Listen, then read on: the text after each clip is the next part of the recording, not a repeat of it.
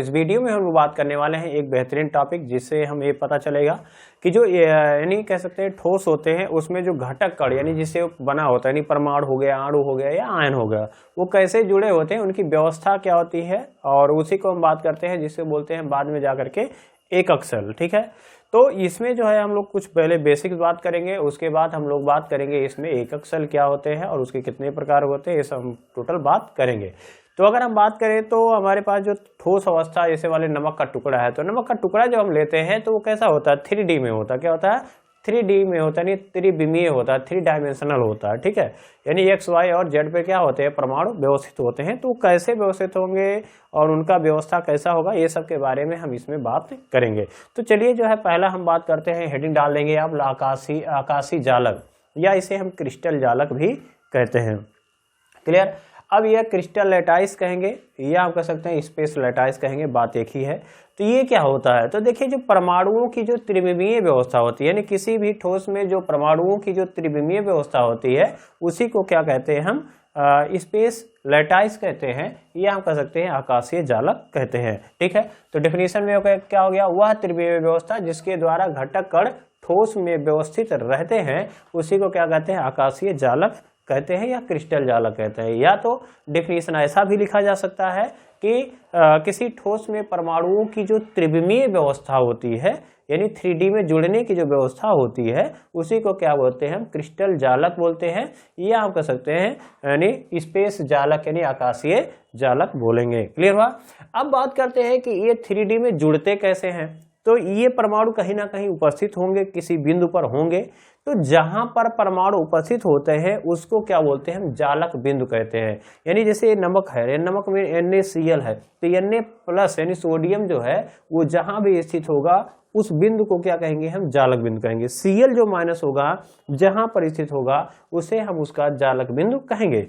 तो आप यानी कह सकते हैं कि लैटाइस पॉइंट इसे कहते हैं। तो लैटाइस जो पॉइंट होता है यानी घटक कण हो, यानी चाहे वो परमाणु होगा, अणु होगा या आयन, जब भी घटक कण आएंगे तो आपके दिमाग में क्या आना चाहिए, घटक कण जिससे बना है वो क्या हो सकते हैं, परमाणु हो सकता है, अणु हो सकता है या फिर आयन हो सकता है। ठीक है, तो घटक कणों द्वारा घेरा गया स्थान क्या कहलाता है, जालक बिंदु कहलाता है। ठीक है, यानी घटक कण यानी परमाणुओं के द्वारा घेरा गया स्थान क्या कहलाएगा, जालक बिंदु कहलाएगा। क्लियर। अब वो उसके बात करें तो ये जो बनते हैं यानी त्रिविमीय व्यवस्था जो होती है वो तो अचानक हो नहीं जाएगी, उसको हमें समझने के लिए हमें 1D पहले समझना होगा, यानी एक विमीय, फिर द्विविमीय, फिर त्रिविमीय हम लोग बात करेंगे। तो एक विमीय में क्या होता है, एक विमा जालक क्या होगा, यानी हम कह सकते हैं 1 डायमेंशनल लैटाइस। ठीक है, तो इसमें कह सकते हैं इसमें जो बिंदु होते हैं, बिंदु मतलब घटक कण जो होते हैं वो समान दूरी पर स्थित होते हैं।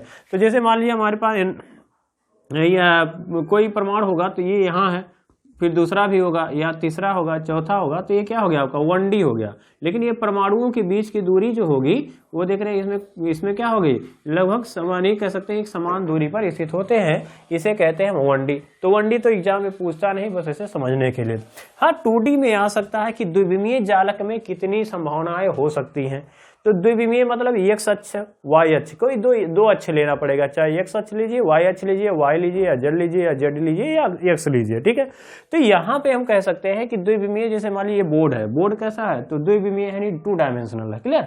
तो यहाँ पर बात करें तो द्विविमीय जालक यानी 2 डायमेंशनल जो लैटाइस होता है वह क्या होता है, 5 प्रकार के होंगे। कितने प्रकार के, 5 प्रकार के होंगे। और ये इंपॉर्टेंट है, यहाँ से आपका जो है ऑब्जेक्टिव क्वेश्चन बहुत ज्यादा बनता है। ठीक है, या RTJ नीट से यहाँ से क्वेश्चन आ सकते हैं।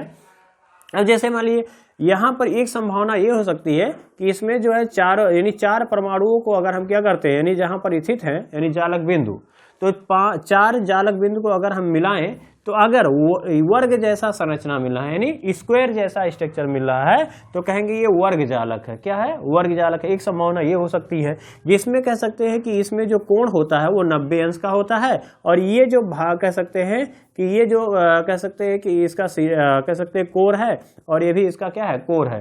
तो ये बराबर क्या होगा, B के होगा। यानी ये जो भुजा है या कोर कहेंगे, हम लोग केमिस्ट्री में कोर कहेंगे, लेकिन यहाँ पर क्या है आपका भुजा है, तो ये बराबर क्या है आपका B है। तो ये भुजा बराबर B के अगर है तो हमें क्या कहेंगे कि ये जो होगा आपका वर्ग जालक होगा, और लियर जो है यानी एंगल जो होगा यानी बॉन्ड एंगल होगा, बंद कोण यानी हम कह सकते हैं कोण जो होगा वो 90 अंश का होगा। और इसके हम एकक सेल को क्या कहते हैं, वर्गाकार एकक सेल कहते हैं। अभी आगे हम लोग देखेंगे एकक सेल क्या है। तो ये द्विविमा की बात कर रहे हैं, क्लियर। अब बात करते हैं, एक संभावना ये भी हो सकती है कि इसमें अगर हम 4 परमाणुओं को मिलाते हैं, ऐसा नहीं है कि एक ही में सब कुछ मिल जाएगा, नहीं, एक में नहीं मिलेगा। हर कह रहा है कि द्विविमीय अगर बना रहे हो तो कितनी संभावनाएं हो सकती है, कितने प्रकार के जालक मिल सकते हैं, क्लियर। तो कह रहा है एक तरीका ये भी हो सकता है, यानी एक अरेंजमेंट ये भी मिलता है कि अगर हम 4 क्या करते हैं परमाणुओं को मिलाते हैं, ठीक है, तो उसमें से हमें वर्ग यानी आयताकार, कैसा आयताकार जालक मिलता है, यानी आयत बन जाता है। देखिए आयत में क्या होता है, आमने सामने की भुजाएं समान होती हैं, तो यहाँ के समान है, यहाँ के समान है, लेकिन ये जो होगा वो बराबर बी के नहीं होगा, यानी भुजा ए जो होता है या कोर कहते हैं ये, वो बी के बराबर नहीं होगा, ठीक है। ये साइड जो होगा वो बी के साइड के इक्वल नहीं होगा, इसलिए A is not equal to B होगा। और इसमें यल जो होता है, यानी सभी जो कोण होते हैं वो 90 डिग्री के होते हैं। कितने होते हैं, 90 डिग्री के होते हैं। और ये होता है आयताकार जालक, क्या कहेंगे इसे, आयताकार जालक, या इसे हम कह सकते हैं आयताकार एकक सेल या इकाई सेल, क्लियर। अब तीसरा प्रकार ये भी देखने को मिलता है कि कुछ ठोस में क्या होते हैं, ऐसे प्रकार की व्यवस्थाएं होती हैं, अगर हम इनके परमाणुओं को हम मिलाते हैं तो हमें खटकोणीय जालक यानी 6 कोण वाला, देखिए एक कोण यहाँ 2 3 4 5 और 6, तो 6 कोणीय जालक यानी खटकोणीय जालक यानी कि हमें मिलेगा। और ये इसमें अगर देखें तो इसमें देखिए चतुर्भुज बनना है, देखिए 1 2 3 4, ये सम चतुर्भुज इकाई सेल कहते हैं इसे। और इसमें देखेंगे तो कोण का मान जो है आपका 60 डिग्री बनता है, कितना बनता है, 60 डिग्री बनता है। और इसमें ए और सम चतुर्भुज अगर जो इसमें देख रहे हैं बन रहा है, इसमें ए और बी का जो मान होता है वो क्या होता है, बराबर होता है, ये भी ए का मान क्या होता है, बराबर होता है, ये बात ध्यान में रखेंगे। अब उसके बाद एक स्थिति चौथी हो सकती है, क्या कि अगर हम 4 बिंदुओं को मिला रहे हैं, 4 परमाणुओं की व्यवस्थाओं को अगर हम मिला रहे हैं तो हमें समांतर चतुर्भुज मिलेगा। क्या मिलेगा, समांतर चतुर्भुज। तो समांतर चतुर्भुज में क्या होगा, ए बराबर क्या होगा, बी के होगा, लेकिन इसमें जो कोण होगा वो 90 अंश के बराबर नहीं होगा। 90 अंश के बराबर अगर नहीं है तो उसे कहेंगे हम समांतर चतुर्भुज जालक, यानी समांतर चतुर्भुज जालक बना सकता है। और अगला बात करते हैं लास्ट में, जिसमें हम कह सकते हैं ये अगर 4 बिंदुओं को हम मिला रहे हैं तो एक बिंदु क्या होगा, यहाँ आ जाएगा। ये भी एक प्रकार का कह सकते हैं सम चतुर्भुज जालक होता है, ठीक है। लेकिन हम कह सकते हैं इसमें क्या है, एक बिंदु आ जाता है, यानी एक बिंदु इसके बीच में होता है, यानी बिंदु केंद्रित सम चतुर्भुज जालक भी बोल सकते हैं। इसमें जो होता है ए जो होता है वो बी के इक्वल नहीं होगा, ए जो होगा वो बी के इक्वल नहीं होगा। और इसका जो कोण होता है वो भी कह सकते हैं, यानी कोण जो होता है वह 90 डिग्री के बराबर नहीं होता है और ना ही 60 डिग्री के बराबर होता है। तो इसे हम क्या कहते हैं, सम चतुर्भुज जालक कहते हैं। तो जालक जो होते हैं वो द्विविमा में वो कितने प्रकार के होंगे, 5 प्रकार के होंगे, ये बात ध्यान में रखेंगे। पहला आपका होगा वर्ग जालक, यानी दूसरा आयताकार जालक, तीसरा खटकोणीय जालक, तीसरा जो होता है समांतर चतुर्भुज जालक, और उसके बाद सम चतुर्भुज जालक, ठीक है। तो ये होते हैं, ठीक है। अब बात करते हैं यहाँ पर कि अगर त्रिविमीय व्यवस्था है तो त्रिविमीय व्यवस्था कैसी होगी, यानी 2D से क्या बनेगा, 3D बनेगा। तो हम बात करते हैं यहाँ पर त्रिविमीय जालक, ठीक है। तो 3 डायमेंशनल यानी स्पेस कहेंगे इसे। अब यही जो होती है किसी भी क्रिस्टलीय ठोस के क्या होती है, वास्तविक संरचना होती है। यानी 2D से 1D से क्या मिलता है 2D, और 2D से क्या मिलता है 3D। तो इसको हम कैसे समझेंगे, तो देखिए यहाँ पर हमें क्या करना होगा, एक संरचना बनाना होगा, ठीक है। अभी आपको समझ में आएगा। तो पहले क्या करेंगे, जैसे जैसे मैं ड्रा कर रहा हूँ उसी प्रकार से आप ड्रा करेंगे, और लेट नहीं लगाएंगे, जैसे जैसे बता रहा हूँ ऐसे ऐसे ड्रा करेंगे तो आसानी से आपका बन जाएगा, ठीक है। क्या करना है, ये बन गया आपका। उसके बाद क्या करना है, यहाँ से ऐसे खींचना होगा और फिर यहाँ पे कोशिश करेंगे ये बराबर हो, ताकि जो है वो आपका अच्छे से बन पाए। तो मेरा भी बहुत अच्छा वो कह सकते हैं कि आर्ट एंड क्राफ्ट नहीं है, ठीक है, लेकिन कोशिश करते हैं कि बन जाए। और ऐसे, और यहाँ पर क्या करेंगे, आपको अच्छे से इसे मिला देना होता है, ठीक है। यहाँ पर हमने मिला दिया, यहाँ मिला दिया, यहाँ मिला दिया और यहाँ मिला दिया। तो यहाँ पर क्या होते हैं, यहाँ पर हम कह सकते हैं ये परमाणु होते हैं। क्या होते हैं, परमाणु या घटक कण, जिससे मिलकर के ये बना होता है। तो इसको अगर हम देखें तो ये जो अक्ष होता है ना, इसको कहेंगे एक्स अक्ष, और इसको क्या कहेंगे हम जेड अक्ष, ठीक है, अक्ष। और इसको क्या कहेंगे हम वाई अक्ष कहेंगे। क्या कहेंगे इसे, वाई अक्ष कहेंगे। ठीक है, तो ऐसा कोई जरूरी नहीं एक्स वाई जेड ही माना जाए। ठीक है, तो यहाँ पर हम कह सकते हैं ये वाई हो जाएगा, ये जेड हो जाएगा। लेकिन जब भी आप पढ़िए तो अगर किसी बुक से पढ़े तो जैसा वो कंसीडर किया उसी अनुसार आप चलेंगे। ठीक है, तो ये ध्यान में रखें, हम लोग ऐसे लेकर चलेंगे। ये एक्स अक्ष है, ये वाई है और ये क्या है आपका जेड है। फिर क्या करना होगा, यहाँ पर देखिए ये ऐसे आपको एक रेखा ऐसे देखो, एक बिंदु यहाँ से एक बिंदु यहाँ से ऐसे निकाल देना है। ठीक है, और एक बिंदु यहाँ से और एक बिंदु क्या करना है, ऐसे निकाल देना है। क्लियर, ये हो गया। अब इसको ऐसे मिला देना है, इसका टॉप होगा और इसका बॉटम। ठीक है, इसका टॉप होगा, इसका बॉटम। क्लियर, अब देखिए इसमें आप एक बिंदु लेना है और एक बिंदु यहाँ से लेना है। ये क्या है, बिंदु नहीं है, ये क्या है, परमाणु है जहाँ स्थित होंगे। ठीक है, अब इसको ऐसे यहाँ से मिला देना है। क्लियर, उसी प्रकार देख रहे हैं कि यहाँ से बिंदु लेना है और एक यहाँ से बिंदु लेना है और इसको क्या करना है, हमें मिला देना है। क्लियर, अब यहाँ पर भी देखिए एक बिंदु ले लेंगे और एक बिंदु लेंगे और यहाँ से एक बिंदु लेंगे और यहाँ से इसे मिला देंगे। क्लियर, अब देखिए एक बिंदु यहाँ है और एक बिंदु यहाँ पर, जैसे जैसे बताया जा रहा है वैसे मिलाते जाएंगे, आपकी संरचना बन जाएगी। अब देखो एक बिंदु यहाँ, एक बिंदु यहाँ, ऐसे बनाते हुए चले जाएंगे। क्लियर, अब उसके बाद देखा जाए तो यहाँ पर भी ऐसे बन जाएगा, ऐसे बनाइए, एक बिंदु यहाँ बनाएंगे, एक बिंदु यहाँ, एक बिंदु यहाँ। उसी प्रकार से यहाँ भी बना लीजिए, एक बिंदु यहाँ, एक बिंदु यहाँ, एक बिंदु यहाँ, और यहाँ पर भी ऐसे बनाइए, एक बिंदु यहाँ, ऐसे बनेगा। क्लियर, तो ये बन गया आपका 3D। क्या बन गया, ऐसे मिला दीजिए तो ये हो जाएगा आपका 3D। थोड़ा सा टेढ़ा हो गया। ठीक है, ये लाइन थोड़ा सा टेढ़ा होगा, सही कर लेंगे आप। ठीक है, और यहाँ से ऐसे इसको मिला देंगे और इसको यहाँ से ऐसे मिला देंगे। ठीक है, तो आप देख रहे हैं इसमें अगर देखा जाए, मैं थोड़ा सा दिखा रहा हूँ यहाँ पे, देखिए गाढ़ा करके, ये अगर पॉइंट को मैं मिला दूं ऐसे, देखिए ऐसे, क्लियर हुआ ऐसे, और यहाँ से ऐसे है, यहाँ से देखेंगे तो एक क्यूब नजर आएगा। क्या मिलेगा आपको, एक घन मिलेगा, क्यूब मिलेगा। देखिए ऐसे, देखिए आपको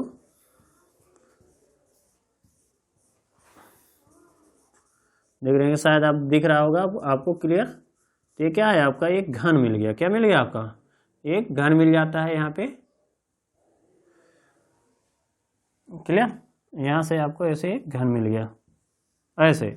तो इसको देखेंगे तो अगर हम इसको क्या करते हैं, इस वाले को, बाहर वाले को क्या करते हैं, ऐसे निकालते हैं। तो देखो एक घन ऐसे मिल गया, एक पीछे होगा 2 हो गया, इधर देखेंगे 3 है, इसके नीचे भी क्या होगा, 4 होगा, यहाँ देखिए 5 होगा और ये वाला 6 होगा, फिर देखेंगे यहाँ 7 होगा और क्या होगा, 8 होगा। तो कह सकते हैं इसमें अगर देखें तो कुल हमें 8 बॉक्स नजर आएंगे। क्या नजर आएंगे, 8 बॉक्स। कैसे देखेंगे, तो देखो यहाँ पर अगर देखें तो इसके एक यूनिट को, ठीक है, एक यूनिट को हम यहाँ से ऐसे निकाल देते हैं। ये वाले जो बाहर वाले, जैसे मान लीजिए ये है और ये हो गया बी, ठीक है, और ये हो गया सी और ये हो गया डी, ये हो गया ई है और ये क्या है, एफ है, और ये जी होगा और ये क्या होगा, एच हो जाएगा। क्लियर, तो ये बी सी डी और हो गया ई हो गया, एफ हो गया, जी हो गया, एच हो गया। अगर इसको ऐसे देखें तो आपको क्यूब नजर आएगा, इसमें भी क्या नजर आएगा, क्यूब नजर आएगा। ठीक है, तो ये छोटे छोटे क्या होते हैं, क्यूब से मिल करके बने होते हैं। अगर इसे देखें तो ये होगा आपका एक्स अक्ष, ये हो गया वाई अक्ष, और ये क्या हो जाएगा आपका जेड अक्ष होगा।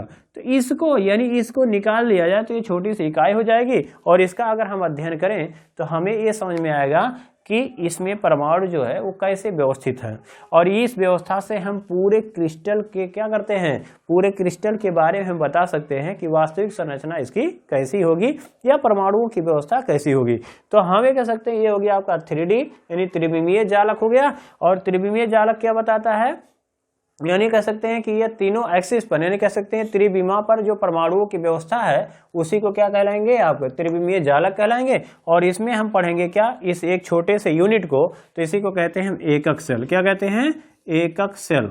ये क्या कहेंगे हम, एकक सेल। ठीक है, एकक सेल का अब परिभाषा नहीं लिखेंगे। ठीक है, तो एकक सेल कैसे समझेंगे, जैसे मान लिया हमारे पास कोई बिल्डिंग है, बिल्डिंग में बहुत से रूम होते हैं। क्या होते हैं, रूम होते हैं या घर होते हैं। ठीक है, उसमें अगर देखें तो एक रूम जो होता है वह एक एकक सेल है, जिसको क्या है, एक रूम दूसरे रूम पे ऊपर बना है, दो जो है दाएं बाएं सब एक ही प्रकार के क्या है अगर रूम पाए जाते हैं तो वो कह सकते हैं उसकी पुनरावृत्ति हो रही है, यानी एक है फिर दूसरा है फिर तीसरा है फिर चौथा है, ऐसे ऐसे बनते बनते पूरी बिल्डिंग बन जाती है। ठीक है, तो पूरी बिल्डिंग क्या है, ठोस का क्रिस्टल जालक है, और उसमें एक जो कह सकते हैं कि एक घर जो है, एक रूम जो है क्यूब यानी घन, वह जो है उसका क्या है, एकक सेल है।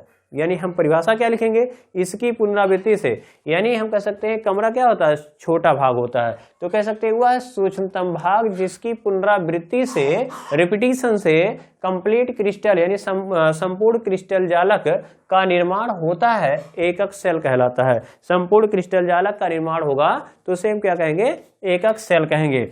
अब एकक सेल को कैसे रिप्रेजेंट करेंगे, तो एकक सेल को हम कुछ इस तरीके से एक क्यूब यानी घन के रूप में हम रिप्रेजेंट करेंगे या प्रदर्शित करेंगे। ठीक है, तो एकक सेल जो है, देखिए एकक सेल को हम इकाई सेल भी कह सकते हैं। क्या कह सकते हैं, इकाई सेल। अब इसको ऐसे जोड़ दीजिए। ठीक है, तो ये हो गया इकाई सेल यानी घन बन गया। अब यह जो है अच्छा है, ये हम लोग x कंसीडर कर रहे हैं, यह हम लोग z कंसीडर कर रहे हैं, और ये आपका y है। तो आप कोई जरूरी नहीं है, आप इसको हम y कंसीडर कर सकते हैं, इसको x और इसको हम z कंसीडर कर सकते हैं, कोई दिक्कत नहीं है। ठीक है, हमने बस यहाँ पर हमने x, यहाँ पर z, हमने y रिप्रेजेंट किया है। अब बात करें तो इसमें क्या होता है, इसको कैसे पहचानोगे, तो देखिए किसी का कोई कमरा एक दूसरे का दूसरा होगा, कोई कमरा दूसरा होगा, कोई कमरा दूसरा होगा, यानी हर बिल्डिंग में कमरे अलग अलग प्रकार के होंगे, उनकी आकार आकृति क्या होगी, अलग अलग होगी। उसी प्रकार से ठोस में भी क्या होते हैं, जो एकक सेल होता है वो भिन्न भिन्न प्रकार के होते हैं। क्लियर, तो भिन्न भिन्न जब प्रकार के होते हैं तो उसको कैसे समझोगे, कैसे आइडेंटिफाई करोगे, तो उसके लिए कुछ इसके पैरामीटर बनाए गए हैं, अभिलक्षण बनाए गए हैं। वो क्या है, तो कैसे पहचानोगे कि कौन सा एकक सेल है इसमें, या किस ठोस में कौन सा एकक सेल पाया जाता है। जैसे कह रहा है नमक है, तो नमक में कहा जाएगा कि इसमें फलक केंद्रित एकक सेल कहलाएगा, है ना। तो कैसे पहचानोगे, तो उसके लिए कुछ पैरामीटर दिए गए हैं, वो हम लोग देखते हैं। ये पैरामीटर क्या है भाई, अब देखो यहाँ से यहाँ तक की जो दूरी, यहाँ खत्म हो रहा है ना एक सच पे, तो हम कहेंगे इसे 0, और ये हो गया आपका a, कोई पॉइंट है मान लीजिए, तो यहाँ से यहाँ तक की जो दूरी है इसे क्या कहते हैं, तो कहते हैं कोर की लंबाई, कोर की लंबाई। ठीक है, कोर की क्या हो जाएगी आपकी लंबाई, तो ये हो गया, इसको हम क्या मानेंगे, यहाँ से यहाँ तक का ए। अब यहाँ से यहाँ तक को क्या मान सकते हैं, तो हम कहेंगे बी, तो इसको हम कह सकते हैं ए हो गया और बी हो गया। यहाँ से यहाँ तक की तो क्या कहेंगे, ये हो जाएगा आपका, यहाँ से यहाँ तक का क्या हो जाएगा आपका, सी हो जाएगा। क्या हो जाएगा, सी हो जाएगा, कोर की लंबाई या अक्ष की लंबाई कह सकते हैं। क्लियर, अब बात करते हैं यहाँ पर क्या होगा, देखिए इसके बीच में क्या बन जाएगा, कोण बन जाएगा, इसे के बीच में क्या बन जाएगा, कोण। ठीक है, तो इसमें देखेंगे तो ये क्या है आपका, एक फलक है, क्या है, जैसे एक रूम है। ठीक है, जैसे रूम है तो रूम में क्या हो जाएगा, फलक हो जाएगा ना। तो एक जो फलक है, जैसे मान लीजिए ये कमरा, ये दीवार हो गया, और इसके बगल वाला जो दीवार है ऐसे होगा। ठीक है, तो इसके बीच में जो कोण बनेगा, तो कोई कोण बनेगा। ठीक है, और इसके नीचे वाले तल पे क्या कोई कोण बनेगा। ठीक है, इसके ऊपर वाले तल पे कोई कोण बनेगा, तो उस कोण के आधार पर भी हम बता सकते हैं। तो इसे कहते हैं अंतराफलकीय कोण। क्या कहेंगे, अंतराफलकीय कोण, जिसे बोलते हैं इंटरफेसियल एंगल। ठीक है, इंग्लिश में क्या कहते हैं इसे, इंटरफेसियल एंगल, यानी अंतराफलकीय एंगल। ठीक है, एंगल। ठीक है, और इसे क्या कहते हैं, कोर की लंबाई। ठीक है, तो ये जो लेंथ कहते हैं। अब इसमें देखेंगे तो यहाँ पर ए हो गया, ये, और देखिए ये है, और यहाँ पर क्या है, बी है, तो ये बी। अब इसमें जो है अंतरफलकीय कोण जो होते हैं वो 3 होते हैं, एक होता है अल्फा, एक होता है बीटा, एक होता है गामा। अब ये थोड़ा एंगल जो होता है वो अल्फा, बीटा और गामा होगा। तो अल्फा और बीटा गामा को हम लिखेंगे कहाँ, तो देखिए यहाँ पर ए और बी है, क्या है, ए है और बी है, इसको क्या कहते हैं भाई, कहते हैं अल्फा। क्या कहेंगे, अल्फा। तो ध्यान में रखेंगे ए और बी है, तो देखो ए से अल्फा, बी से बीटा, तो जिसका नाम आएगा उसको आपको नहीं लिखना। जैसे कह रहा है ये, तो ये है और ये क्या है, बी है, तो ये फलक और बी, यानी ये दोनों अक्षों के बीच में अगर बन रहा है तो हम ये कहेंगे कि ये जो है ए से अल्फा हो गया और बी से बीटा हो गया, बचा क्या, गामा। तो हम कहेंगे यहाँ होता है गामा, यानी गामा जो होता है वो कहाँ बनेगा, तो गामा जो होता है वो बनेगा आपका ए एंड बी के बीच में। कहाँ, ए तथा बी जो अक्ष होंगे उसके बीच में बनेगा। कहाँ बनेगा, ए और बी के। अब कह रहा कि बी और सी के बीच में क्या बनेगा, तो बी से क्या याद रखेंगे, बी से बीटा, और सी से, अब देखो बी से क्या कहेंगे हम, बीटा, और सी से क्या कहेंगे हम, एक तो सी तो बचा, तो ए से अल्फा कह दिए, बी से बीटा कह दिए, तो सी से गामा मान लेंगे। ठीक है, होता नहीं है लेकिन मान लेंगे। तो बी और सी के बीच में क्या होगा, बी से बीटा और सी से गामा, तो बचा क्या अल्फा। तो बी और सी के बीच में क्या बनेगा, तो कहेंगे अल्फा।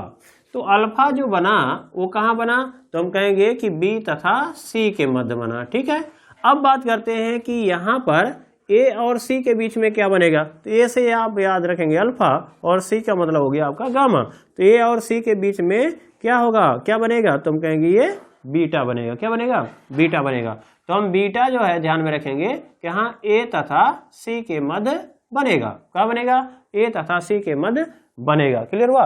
तो हम अगर कहें तो होता क्या है कि या क्या अब ये पूछेंगे कि अच्छा ठीक है इसमें तो कोर की लंबाई हमें समझ में आए, तो कह रहे क्या के कोर की जो लंबाई है वो क्या सब में सेम होगी। तो ये हम कुछ कह नहीं सकते, हो सकता है कि बराबर भी हो सकता है बराबर ना हो। ठीक है, और उसके बाद तो पूछेंगे कि अच्छा ठीक है अंतरफलकीय कोण का क्या कहना है, यानी अल्फा बीटा और गामा जो कोण बनेंगे उसका क्या कहना है, तो भी समान हो सकते हैं और नहीं भी हो सकते हैं। तो यानी हम ये कह सकते हैं इन्हीं के आधार पर ही तो हम बताएंगे कि एक एक सेल जो है कितने प्रकार के हो सकते हैं, यानी ए बराबर बी बराबर सी के होगा या नहीं होगा, अल्फा बीटा गामा जो होंगे बराबर होंगे या 90 अंश के होंगे या 120 के होंगे या नहीं होंगे। ठीक है, इसके आधार पर अगर देखें तो हम इन पैरामीटर के आधार पर हम कह सकते हैं एक एक सेल को हम कई प्रकार से बांट सकते हैं। ठीक है, तो इसमें अगर देखा जाए तो इसको कहते हैं एकक सेल का अभिलाक्षणिक गुण। तो एकक सेल का अभिलाक्षणिक गुण ये ध्यान में रखेंगे, अभिलाक्षणिक गुण। अभिलाक्षणिक जो गुण होता है इसे कहते हैं पैरामीटर। क्या कहते हैं, parameters of unit cell. Unit cell यानी हम यूनिट सेल को का कौन से पैरामीटर के आधार पर हम बांटेंगे। तो हमारे पास 6 होंगे पैरामीटर। एक होगा आपका कोर की लंबाई जिसे हम अल्फा ए बी और सी लिखेंगे। ठीक है, तो यहाँ पर कर लिख सकते हैं कि इसके अभिलाक्षणिक गुण निम्नलिखित हैं। इसमें लिखेंगे कोर की लंबाई ए कामा बी कामा सी हो जाएगा, तथा अंतराफलकीय जो कोण होता है उसे क्या लिखेंगे, अंतरफलकीय कोण अल्फा बीटा तथा गामा होता है। क्या होता है, अल्फा बीटा तथा गामा होता है। तो इसके आधार पर हम एक एक सेल को कुल बाद में देखेंगे तो 14 प्रकार के होंगे जिसे हम 14 ब्रेबर्स जालक कहेंगे। ठीक है, तो ये पॉसिबल अरेंजमेंट होता है। तो इस वीडियो में हम देखेंगे बस इतना ही। नेक्स्ट वीडियो में हम बात करेंगे इसके प्रकार कितने होंगे और कैसे उसे हम अरेंजमेंट कर सकते हैं और उसका कुछ ट्रिक है तो उसको देखेंगे नेक्स्ट वीडियो में। अगर ये वीडियो पसंद आया है तो लाइक करिए, ज़्यादा शेयर करने की कोशिश करिए। तो मिलते हैं नेक्स्ट वीडियो में। जय हिंद।